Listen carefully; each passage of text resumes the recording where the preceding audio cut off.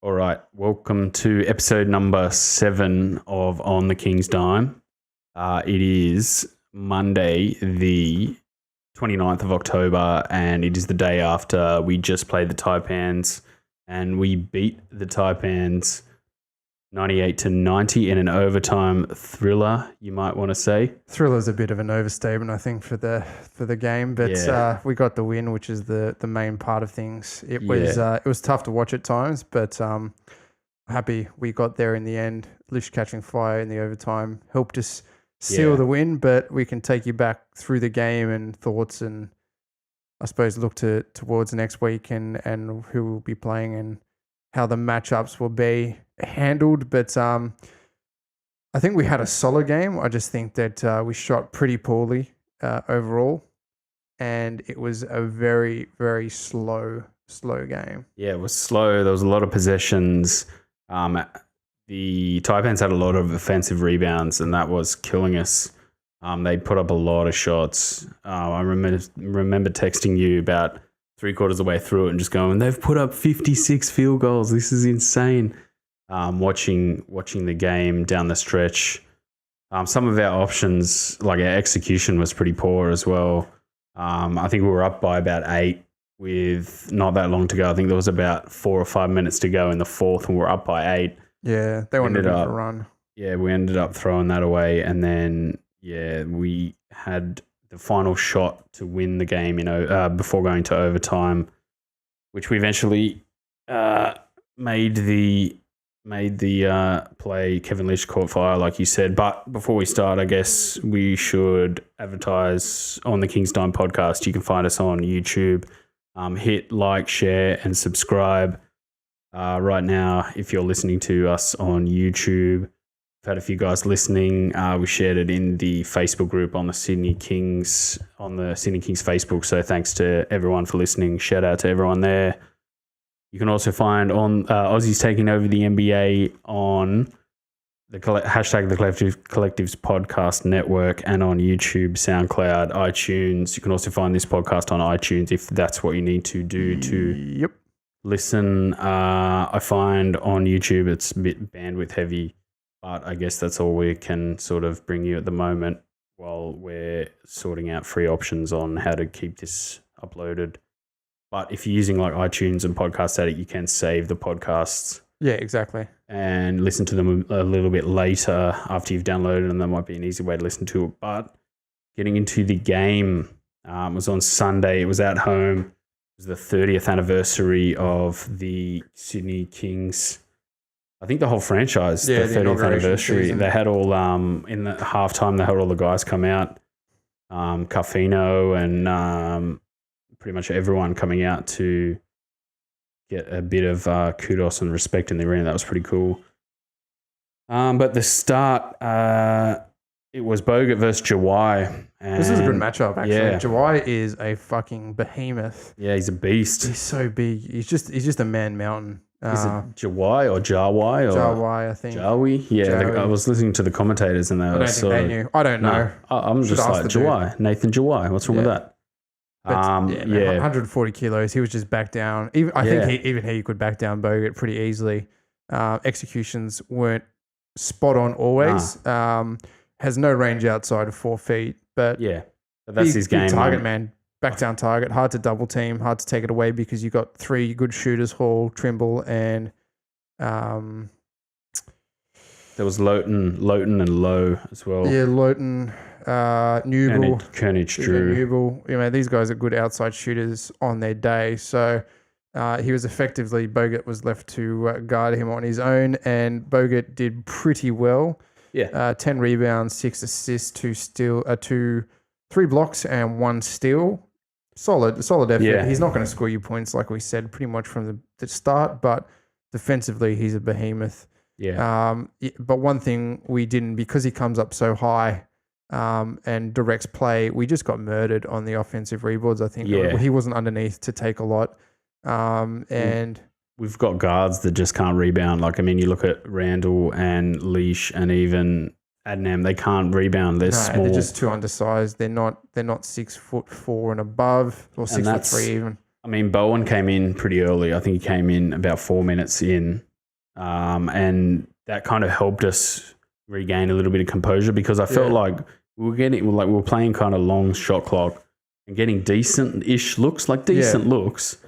Whereas I felt like defensively we were forcing the Taipans into just taking pretty well contested shots, but on the perimeter, like a lot more just kind of chucking. Like it was almost like they were just brick throwing. Yeah. They I think they've just taken a bit out of Houston's book. If we shoot early enough in the shot clock and put up just a ton of shots, we're either going to catch fire and blow a team out by second quarter and the game's over, or we're going to get close to the end and it's going to be fairly close. It's a low early shot clock game, and they're really relying on the imports to do so. Melo Trimble's the top point scoring in the NBL at the moment, and he's great from beyond the arc, but it was just throwing up shots for the sake of throwing up shots.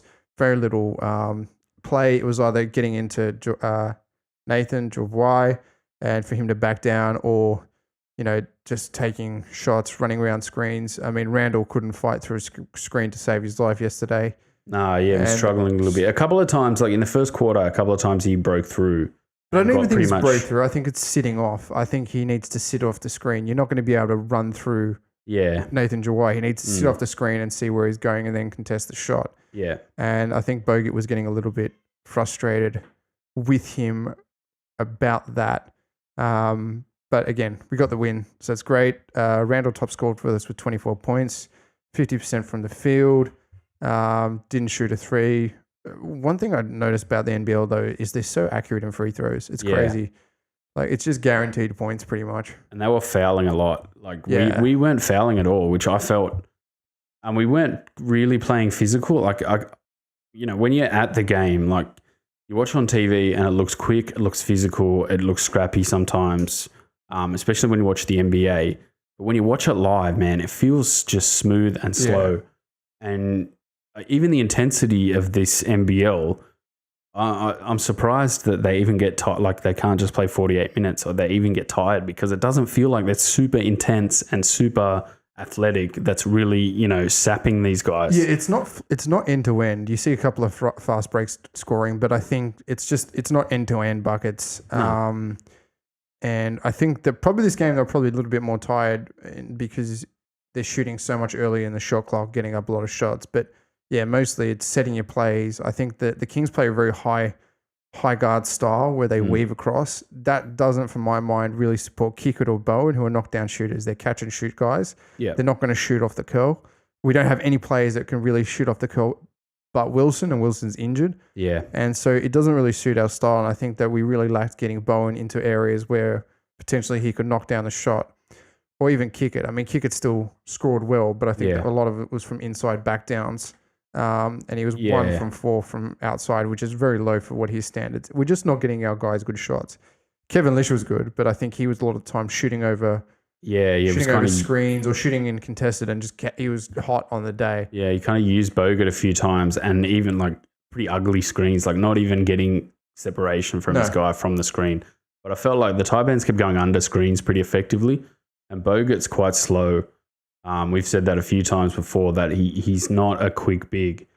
And if you're using him to screen, like you need to dribble like a fair way away from him for it to be effective. Yeah. And I feel like some of these teams kind of know that, and they go under the screen and they just sit there because they know Bogut can't get separation off the screener, who's off the ball handler as the screener. So I felt like they were doing that pretty effectively. We were kind of running that weave left and right. But even the lineups where obviously Newley had that foul trouble pretty early. Yeah. 2 offensive fouls, and then I think he came back in the third and had 2 more fouls. Yeah. And then he got purple shirted, basically just have a seat, mate. And then poor old Adnam got pushed over twice and nothing. And then he just a couple of really egregious calls that didn't go his way at all. Fifth could have gone either way. The reffing was somewhat a bit shady. Bit sus. I think that the offensive fouls were reffed well, but some of the defense just soft. Yeah. Very soft. Stuff that, in the NBA would just get looked at as, all right, that's a 50-50 tussle. It's just, no, you've touched his hand, play a foul. Yeah. I mean, all the Taipan starters were in foul trouble. Yeah, I think all of them. A few All of of them them. finished on 4 fouls, and then I think Lowe and Loughton or whatever his name Loughton is was fouled out, out. and Lowe was Yeah, out. Yeah. So and Newville had 4. yeah. A few of them Drew finished had on 4. 4 Trimble as had 4. well. Hall had 3, and Jawai had 4. What do you reckon about 5 fouls fouling out? I'm not a big fan of that at all. Yeah, but that's FIBA rules. Yeah, I NBA, know. you get you play for another 8 minutes technically, and so you Yeah. get more fouls, and they've got longer depth in the team. So it's just the way. I just I feel don't like if, FIBA at all. I hate if- FIBA rules. It's stupid. yeah, if you get a couple of quick fouls, that to put you at such a disadvantage, because if you then come back later and get another couple of quick fouls, it's like that's it for you basically. Yeah, You pretty much sit. It's tactical. And And I it think kind of takes the guarding out of the game. They're just like, they're worried that, all right, if I don't go directly straight up, some of the calls, like I think where Adnan was running completely laterally. So he's running in a straight line with his hands in the air. There's nothing else he can do. nah, Foul. yeah, Well, no, that player moved in with his shoulder and went up for the shot. That's, it's a contested shot. It shouldn't be a foul on anyone. and I guess Trimble's pretty good, like getting to the rim. They got to the rim a lot. Or tried to get to the rim, like to go back to Jawai. Like it felt like they tried to go to Jawai at the start of the game, Yeah. just to get in Bogut's face. And Bogut, I think, ripped him down low once, and then I think it was Ware or someone might have had a steal. Looking at the box score, Yeah, it was Ware. It was pretty early, ripped him down low as well, and then they just went away from that. Yeah. It was almost like all of them went, oh, okay, but like we can't get close to the rim anywhere near Bogut. We're not going to put up shots near Bogut because he's going to block us, which I thought fed into our defense and our mindset. But obviously that led to them just jacking up a lot of shots from the outside, which helped us. I mean, we didn't really get into transition. Like Randall's pretty deadly in transition. But some of our execution is just very, very ordinary.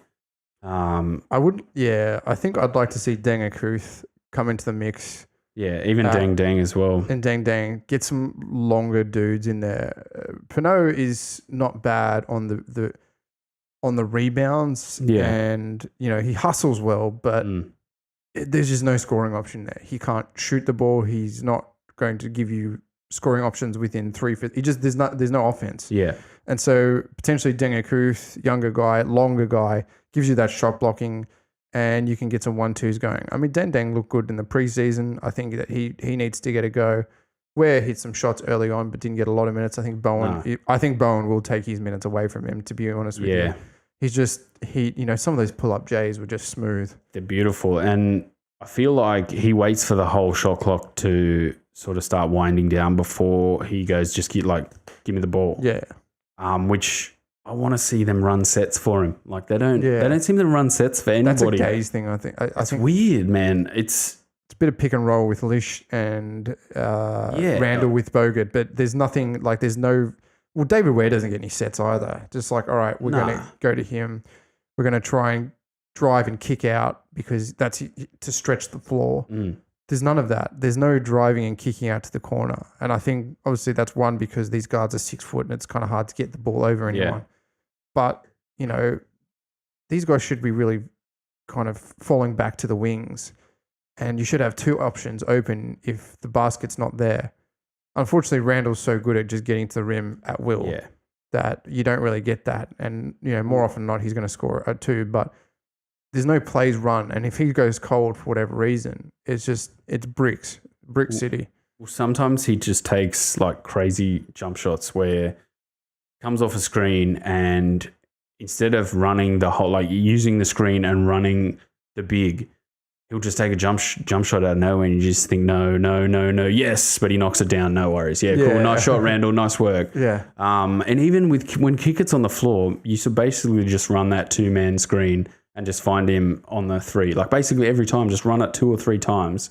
He's going to get an open look every time. And he's taller than everyone and he's going to knock it down. He knocks it down at a good clip. But we just don't seem to do it. It feels like Randall's pick and roll game is so advanced that no matter what, his handles are so good. He advances past the screen and he's just in no man's land. So he just dives to the hoop, basically. He dives to the hoop, and if it's not a direct layup, it's an under over or some magical, handling to get it in. And that's why he's, the premier guard of the league. Yeah. but didn't shoot too well from beyond three. Few air balls, which was that was a bad air ball, that first one. And even like you could see him walking back with like a wry smile on his face. Like, right, that's pretty bad. 7 turnovers as well. So ball security was a bit of an issue. Well, that was like, it was a bit handsy. That whole, like both teams were like a bit loose with the ball. Like early on, there was a lot of like just hands in the passing lanes and like people trying to dribble drive and getting stripped low. It was a bit of a sort of sloppy game to start with. But obviously you want Kickett taking more than 4 threes. You probably want him taking 5 or 6. And those threes weren't his strength either. They were rushed. They were like end of shot clock. They hadn't got him open. It was just like, oh, I better take a shot. Yeah. And I think the one he knocked down, he was pretty much open. But these guys are catch and shoot. They're not coming off the curl. They're not like a JJ Redick where they can fight their way around a screen and shoot. They're like catch and shoot guys. You can either kick it out to them from a drive or set a screen for them and make sure they can shoot over the screen. So bit disappointing night for Adnam as well. Yeah, he had that foul trouble. So I kind of feel sorry for him, man, because he's quite slight as well. Like he's very quick, very nimble. And he got pushed over a couple of times, like legitimately stepped into and pushed over, and the rest was just like, no, side out. I was like, well, you just pushed him over, man. Come on, like, but you know that's kind of NBL refs. You got to just deal with that. But yeah, I'm a bit disappointed that Deng Deng and Dengakuth aren't getting any minutes, especially with Newley and Adnam in foul trouble. They didn't get any minutes at all, which is a bit disappointing, especially against a lineup like Cairns, where a bit of extra length. Especially when you're getting smashed in the offensive rebound, a bit of extra length and getting them to space the floor a bit. You might have, won a bit easier. But hey, we got the W in the end, and that's really all that matters. It's a start at home. We're getting better, I think, in many aspects. But I would like to see them bring the Dengs in. Yeah, well, I felt we had that week off, so I expected them to come out all guns blazing, like ready to go. We've had a full week off. We're fresh. But they came out so slow. It was very sloppy. I think basketball is one of those games is you got to come out with a bit of if you come off like a 3-day break, that's the sweet spot. Yeah. Like you're a bit rusty after a week. You can shoot and practice all you want, but yeah. But even it's a mentality thing as well, where you're at the elite level and you don't always have to play on 100% all the time. If that's not your style, that's not your shtick. Like when we're not playing that kind of basketball, you can tell we're trying to play a bit more of a sophisticated style. Bogut coming out and handling. He's not a bang down low type of player. We don't really have that other player. Like it's Kickett who can do that, but that's not really his game. You probably want him spacing the floor and shooting threes if you can get him shooting threes. Like it's kind of a bit all over the place. And Gaze's substitutions just seem to be non-setup. Like they seem to just be bring him out, put him in, bring that guy in, put that guy in, and bring him out and put him in. And then you get these lineups that are like a mess. They're a bit of a mismatch where you should really, like, if you bring Adnam in, you're going to play Adnam and you're going to play Randall. All right, let's get Deng Deng, Brian Bowen, and a big guy in to match the length. But hold on a minute now. We've got Randall, we've got Lish, and then we're going to bring Adnam and take Lish out and play really 2 small forwards, and then get slower guys on the field like Kickett, and you want a bit of youth and a bit of quickness. If you've got a fast guy like Adnam, you want faster forwards on the floor. You want like a Brian Bowen, a Deng Deng. You want guys that can push the floor at tempo, and it's just counterintuitive to have guys like Kickett and Ware out there at that point. Yeah, it doesn't seem like there's a backup unit and there's a main. Well, there's a main 5 and that's still getting worked out, but there's not a backup unit that comes out. All right, we've got 3 minutes into the quarter. We've got high tempo, young, get out and just run the floor for 3 minutes. I think if you take Pinot out and bring Dengakuth in and Deng Deng and Bowen with those minutes, Adnam, I think Wilson coming back eventually will help that. That's a good unit of young guys that can give you 3 minutes of just full pace. Opposition doesn't know what to do with. And if you look at the way he staggers the substitutions too, like you can't get a core of how your team plays every time you're making a substitution. It's changing the way you play. Like you're not going, all right, these 5 guys play like this, and if we take Brian Bowen out, we put Ware in, we're going to keep playing the same way. It seems like if you take one guy out, you come back in and nobody knows who's going to score. It's like who's up. Like you spin the wheel and think, all right, Randall, ISO, get a bucket. Okay, Yeah. Bowen, ISO, get a bucket. Okay, Bogut, come up and handle at the elbow. It broke down. Then, like, it just becomes like a bit of a scrappy mess.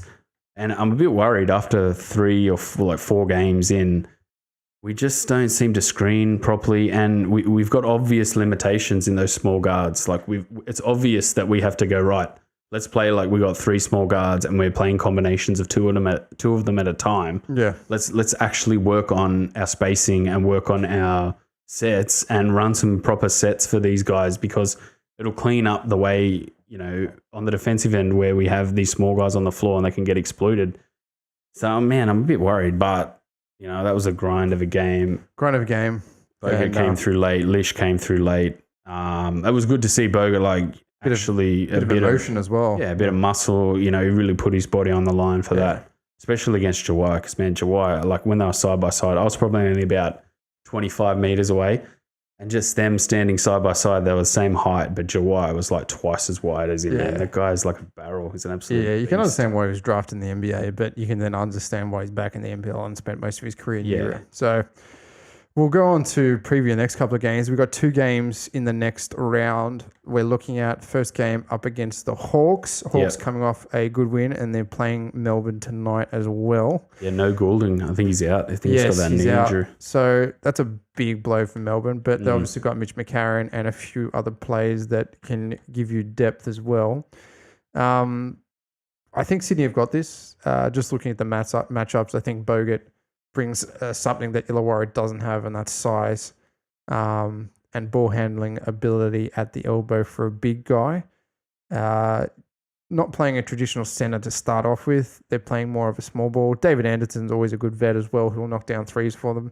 Is he coming off the bench for them? No, he started last game. So, started last game. So is that at home? Is that on Friday?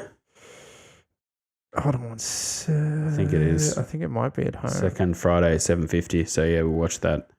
I probably won't be able to get out to that game. No, I'll be watching that on Fox Sports. Yeah. And so I think that home game, second, Illawarra, who they would have been last if they had won, just as we would have been, but a little bit of a shaky start.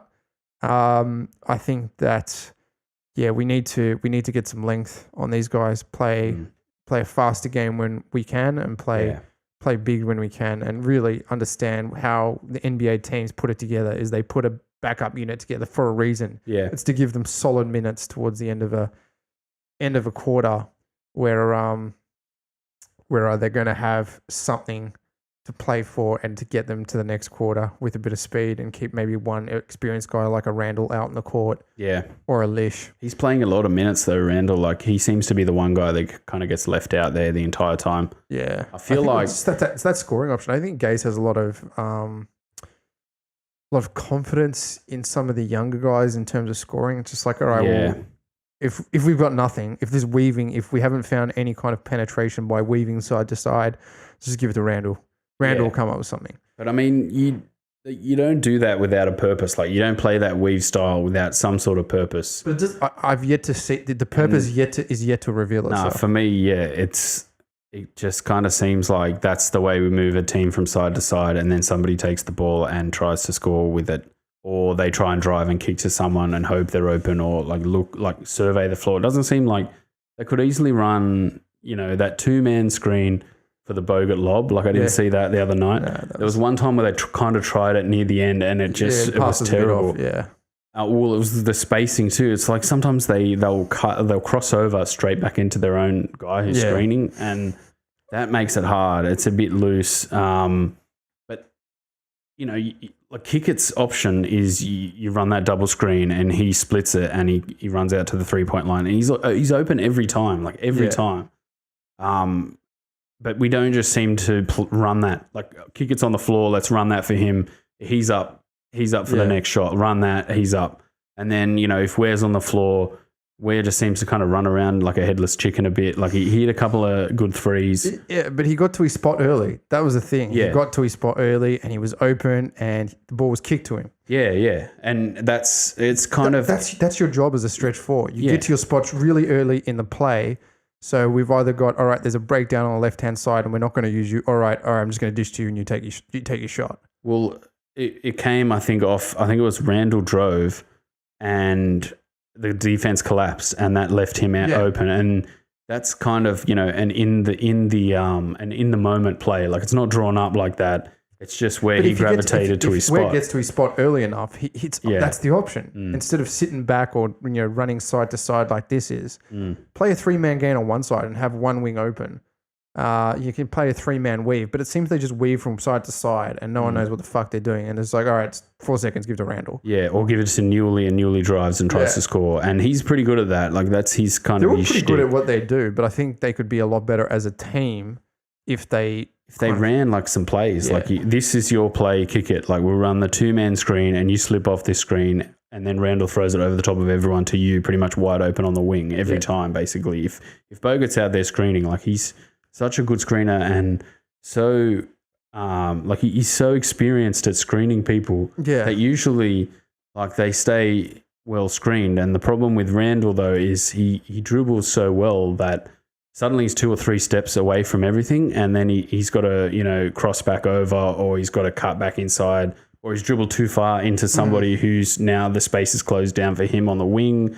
And unless you're saying to Randall every time, just drive to the hoop every time, just drive to the hoop, but it doesn't seem like we're even doing that. Like, no. It's just when he wants to do it. So I'd like to see him draw it. Like I'd like to see some gaze when we brought you some of the preseason, they looked like they had a purpose. The weaving was there. Yeah, it felt like, right. The defense clapped on the left-hand side. All right, so we're going to hit their left-hand side, work on the left-hand side, and then kick it out to a corner and hit the 3. But it just seems like when we started the NBL, like, spacing. Maybe the defenses in the NBL are a bit better. I think they're a bit more pestilent. Yeah. They're a bit more pest-like, very much Dellavedova-like. They're just like, although I do have to like the fact that the Cairns does not play full court press. Yeah, that was good too. Yeah, I didn't. That was like, okay, right, we're going to see some set play. We didn't see any set plays. We saw a lot of brick throwing and weaving.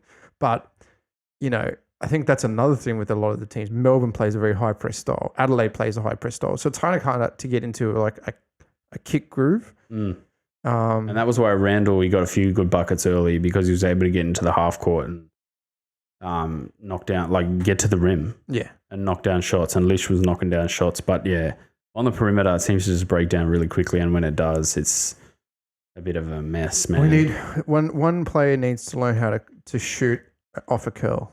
That will open up the floor so much more because you then got 2 guys potentially fighting around a screen instead of one. And, the weaving actually means something then.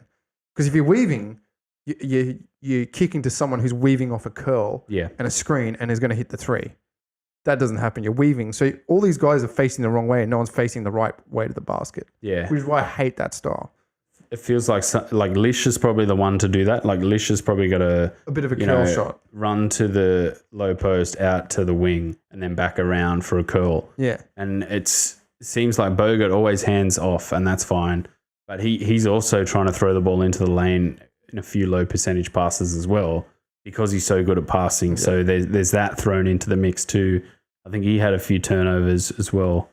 Not only 2 turnovers, but a couple of them, I think they were both like trying to get guys in the middle of the lane. But with that, you don't mind that because 9 times out of 10 he's going to hit that guy, and if it's a shot, it's a shot. You kind of want Bowen on the end of those because he's a bit taller and he's got a bit more size to get in the way of people. They can definitely start a good 1-2 game. And look, it might be that Bowen comes more into that 3 spot or 2 spot and handles a bit more. I do think that the guy has a talent that potentially could be molded to the NBA. We didn't think that early on. I thought, who is this kid?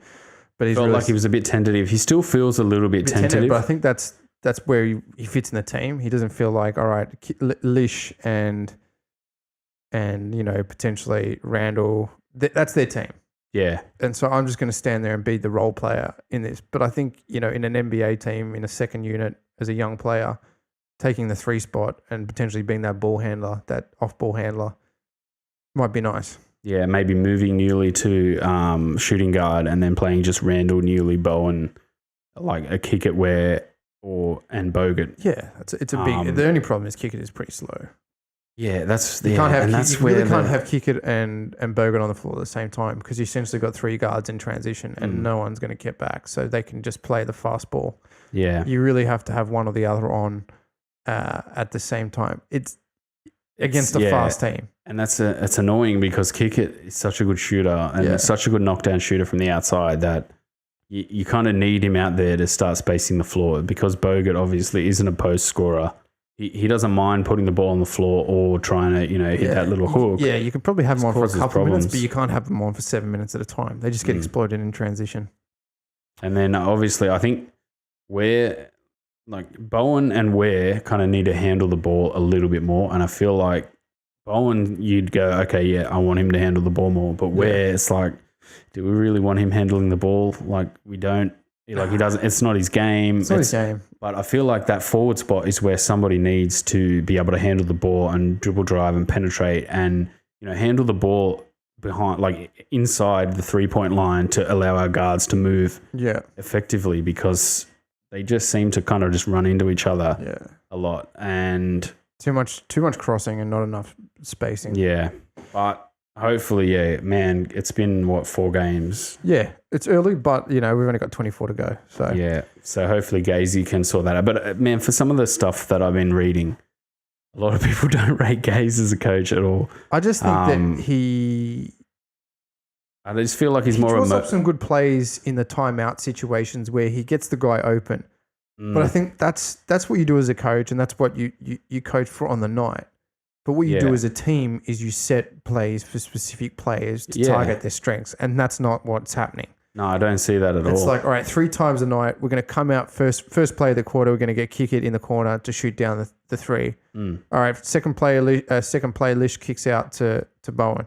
Or Bowen, you take the ball, let Lish cut inside. There's very little baseline cutting from fast guards because they're too busy weaving at the top of the 3 line, and no one's facing the right way to knock down a shot. So, and even those guys that do cut along the baseline, they don't screen for each other either. No. So and that's if you watch NBA and you watch it closely. A lot of their guards screen under the basket and they make sure they screen. And a lot of the better teams, they use that effectively, like you're saying, like with Reddit coming off those curls and that. Like the guards have got to screen and do some of that work. And it doesn't feel like these guys really want to do that. But apart from some, like Gaze feels more like a motivator type of coach rather than a X's and O's coach, and like a Budenhauser. Coach Budenhauser.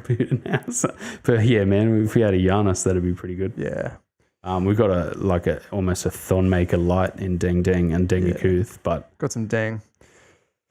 Last game Monday night on November the 5th. We play Melbourne to end the round. I do think Golding will maybe back for that game. He's out tonight, but he's got a week to get healthy. You really need to shut him down in the perimeter. You need to get Bowen on him just to guard him all night. That's where that's 30 points. The types, man, the amount of 3-pointers that the Taipans took, if the Melbourne team's taking those, the world slides out and they're hitting them. We're in trouble. And they, in those 2 games we played against them, the first game they really exploited our guards a lot. And then in the second game we tightened it up and we forced them off the 3-point line and made sure we had Bogut sitting in low. So I don't know. It's been it's been 3 months since we played them. 2 months. 2 months. You'd think the slate's kind of clean. Like it's not like where we played them once, we worked it out, and then we played them again and we did something different. And it worked. Like we made some changes and it worked. I feel like coming into this game, we've got to sit down and look at this and actually work this Melbourne team out in a one-off. Yep. And I don't know if we've got the attention to detail yet to do that. So. Hopefully, it's Goulding and Barlow. Is it Barlow? Dave Barlow, yeah. No, Johnson, I think, is their centre as well. Yeah. That'll be good, him going up against matchup. Pledger as well. But Dave Barlow can knock down the shots. And Melbourne have got a fantastic bench. Yeah. Great bench. That's the other thing. And they're well coached too. Yeah. But again, they're not really hitting it this season. Perth, who got absolutely smashed in America, are the kind of stars and playing really well. Bryson Cotton's playing lights out, and we will be playing them very, very soon. Yep, I think it's next round.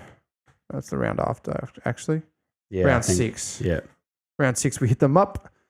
All right, guys, that was the King's Dime. We've been going for a little bit now. We like venting about our frustrations, but it's good to see the Kings win, and hopefully something's being listened to, but I doubt it. Well, it's hard because, man, I look at this team and just see, man, some bad coaching errors, but at the same time, we won the game. And I don't, like, it's early. I don't want to, like, start slagging Gaze off. Like, I really don't. No. And I don't want to start slagging these players off too, because some of them do some really good things, and some of them some fundamental things where you just want to run out there and smack them in the face. Like, not screening under the basket, like, that kills me, man, because Randall's small.